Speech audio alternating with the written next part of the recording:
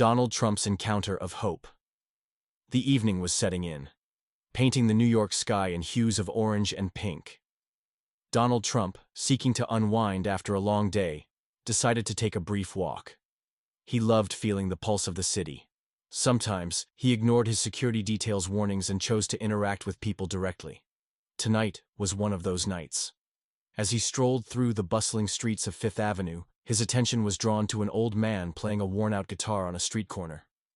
The man's face was lined with deep wrinkles, but his eyes carried a warm glow.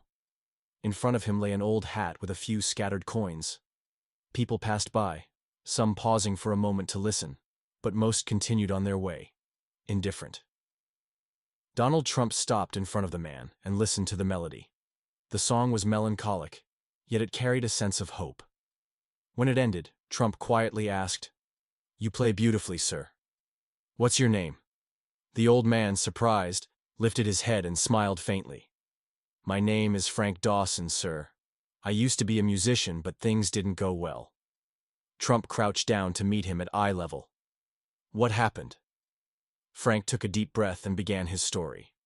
In his youth, he had performed on big stages in New York, even working with famous artists at one point. But life had dealt him unexpected blows. He had been in an accident, lost his financial stability due to medical bills, and eventually became homeless. "But I still play my music," he said, gesturing to his old guitar. "Music keeps me alive." Trump listened attentively. A lesson from his younger days echoed in his mind. True wealth isn't about how much you own, but how you help others.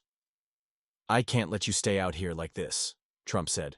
"We can do something about it." Frank shook his head with a small skeptical smile. "Sir, people often say things like that, but then they just walk away."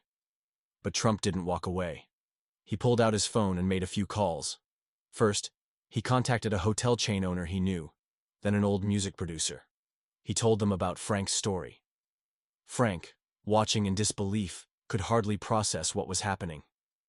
Within an hour, a hotel manager arrived, offering Frank a few weeks of free accommodation. Trump also arranged for Frank to perform at a small venue, set up by the same music producer. "Tomorrow night, I want you to perform here," Trump said. "A few people will come to listen." Frank's eyes welled up with tears. For the first time in years, he had the chance to perform on a stage again. You're actually doing this," he whispered. Trump smiled. "Sometimes, all we need is a chance."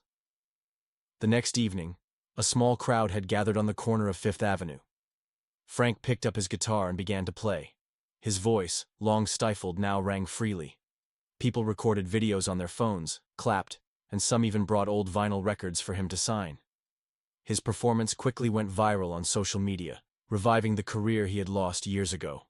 A week later, Donald Trump returned to the same spot. Frank was no longer homeless.